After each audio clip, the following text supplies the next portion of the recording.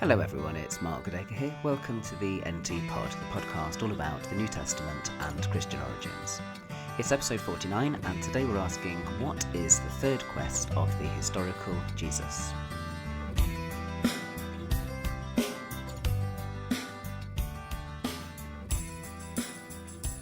I was lucky to be a student in Oxford back in the 1980s when three figures who became really big names in historical Jesus studies were all present. Geza Vermesch, Ed Sanders and Tom Wright.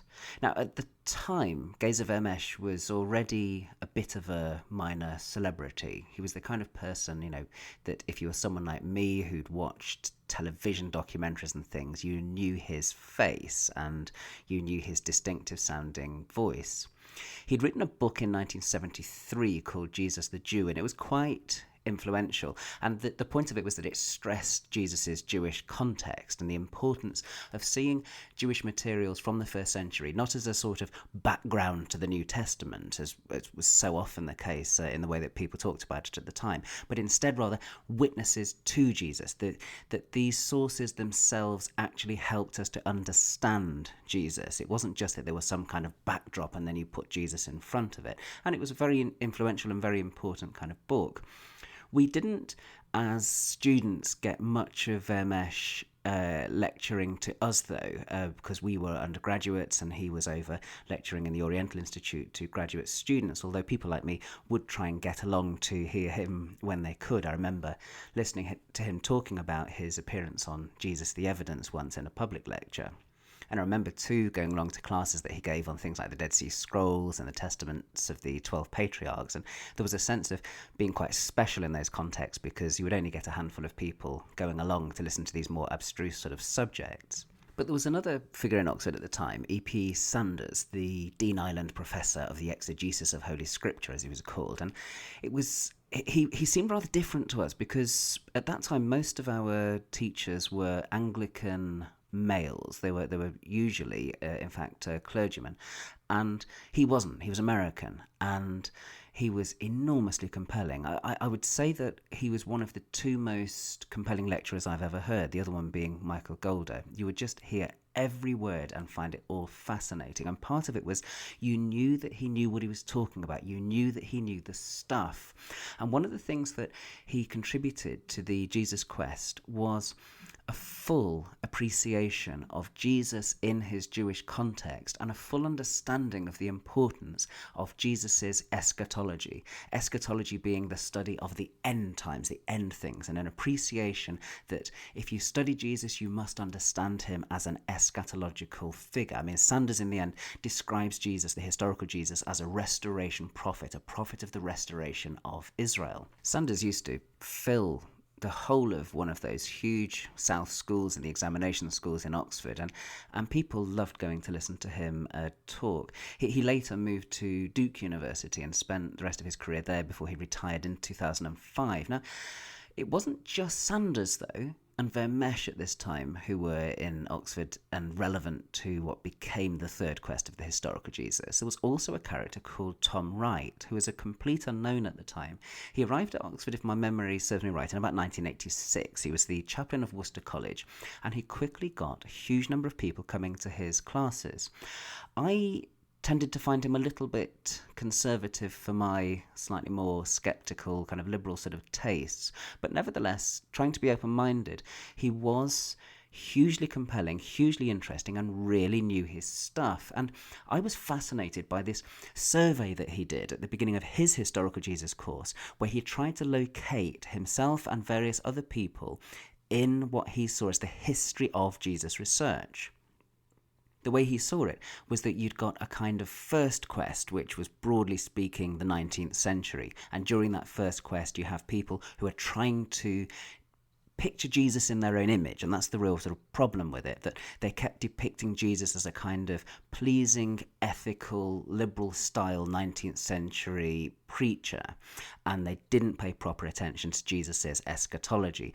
And the way Wright saw it was that Albert Schweitzer comes along and just dashes all that stuff to bits, throws it all away, and causes a great revolution with his Quest of the Historical Jesus book, which comes about in 1906 and then is translated into English as Quest of the Historical Jesus in 1910. And for Wright, Schweitzer kind of blew all of that stuff away from the 19th century, caused a big kind of headache for people that came after him, that resulted in a sort of no-quest period where there was no questing going on. And then in Wright's scheme, what happens is you get this new quest of the historical Jesus that arises in the 1950s and 60s in Germany. It's a very German kind of affair. And the new quest was, it was something where the importance of the historical Jesus for theology was paramount, and a lot of what they were doing was stressing how the historical Jesus can fit into some kind of New Testament theology. He was not any longer, as Rudolf Bultmann had wanted it, the presupposition for New Testament theology. Instead, he was becoming part of it itself. But for Wright, the problem with the new quest is that it didn't really come to terms with Schweitzer's biggest kind of bombshell, which is the idea of painting Jesus in your own image. And for him, what happened is they were still making Jesus out to be like themselves, like 1950s and 1960s Germans. And so in comes all of these new historical Jesus scholars in the 70s and 80s, people like Vermeersch and like Sanders, and Wright added a few other people like Harvey and Borg into this kind of mix at the time. And he said, what should we call this new wave? Because for him, this new wave really stressed Jesus's Jewish context and really stressed Jesus as an apocalyptic Jewish prophet. And Wright said, well, if you've got the first quest, which is ended with Schweitzer, and then you've got this new quest, then this is the third quest, right? And so he called it the third quest of the historical Jesus. And it made it he made it something which stressed Jesus as a Jew in a Jewish context and stressed apocalyptic eschatology as key to understanding who Jesus was back in the first century. And he felt that this was Jesus' research really finally getting onto the right kind of tracks. Now, it's interesting because this term, the third quest, really caught on, and people just started using it for any contemporary research on the historical Jesus. They just talked about it as third quest stuff, and third quest, was around. In fact, most people have forgotten that it was Tom Wright that coined the term the third quest. And it's even applied now to material that doesn't fit that kind of profile of stressing Jesus's Judaism and stressing Jesus's eschatology, especially his apocalyptic eschatology at all. And there's a big question now, because there's a huge strand of historical Jesus study represented broadly by people like John Dominic Crossan and the late Robert Funk and the Jesus Seminar, which don't easily fit the kind of profile that was set up by Wright when he's trying to say what this third quest is. And it does, after a while, get a little bit silly, this stuff does, because you end up with arguments, well, is this person a third quest scholar or not? And is this person a renewed new quester or not? And when things get like that, you have to stand back and say, well, look, what are we actually doing here? Are we spending more time talking about the scholars than we're talking about the subject we're trying to study? And I think it can get all, terribly silly. And recently, Dale Allison put in an excellent corrective here and just said, look, is there really a third quest at all anyway? These things get really kind of absurd when you look into them in any detail. And he pointed out that it wasn't really ever a phase where there was a no quest anyway. And the years of the supposed no quest, in fact, had dozens of books being published on the historical Jesus. And he just prefers to talk about contemporary Jesus research and just look at it in all its variety. And I think one of the great things about looking at the variety of contemporary Jesus research is that there's an intellectual stimulation that comes from looking at people's disagreements with one another and trying to squeeze things into a particular mould of third quest scholarship. In the end, actually doesn't do anybody any particular favours. That's not to say, though, that I don't think that there haven't been really important steps forward in the last generation. I'm not one of those pessimists about scholarship that thinks that things just keep going backwards and forwards and round and pendulum swings. I think we have made real gains. And one of the biggest gains is actually spending time really looking at Jewish materials from the first century and the surrounding era in order to try and understand Jesus' context better. I think that's a huge step forward that really is inaugurated with Geza Vermesh's work in the 1970s and carried forward big time with E.P. Sanders' work. And as I've probably indicated before, I'm a big fan of E.P. Sanders, and I think one of the mistakes that's made regularly in Jesus research is that people try and build on a foundation that they haven't really properly appreciated or understood. For me, let's just go back and spend a bit of time really coming to terms with Sanders' major contributions to the Jesus quest. That's one of the things which I would say is really, really key. There are so many useful things in his approach, and I hope to come to them in some future episodes of the NT Pod.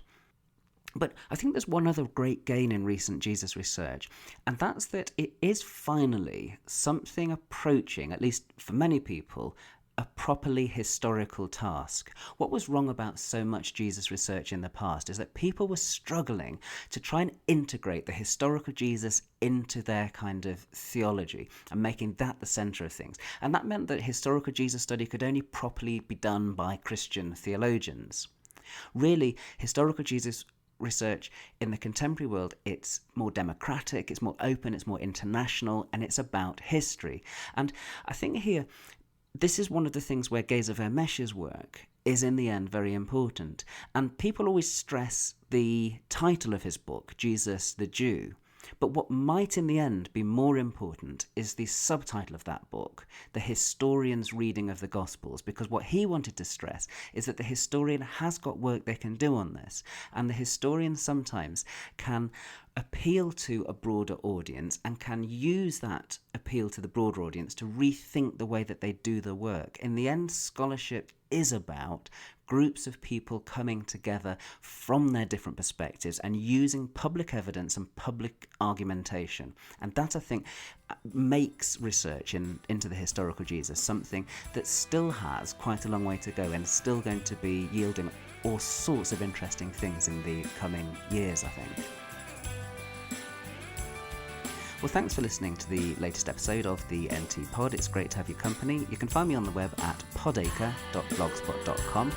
You can find me on Facebook at NT Pod, on Twitter at NT Pod, or of course on iTunes or Duke University's iTunes U. Thanks very much for listening, and I look forward to being with you again soon. Bye-bye. Oh, one more thing. It's funny that a couple of people that I've talked to recently have said they thought that, they just assumed that the music for the NT Pod is Joan Osborne's One of Us. And I listened to it again and I see what they mean. There is a kind of similarity, but no, it's not. It's a group you probably wouldn't have heard of called Ram 2000, and the track is Me and You, and it's available under a Creative Commons license. I just thought I'd throw that in just for your interest as a little footnote at the end of the pod.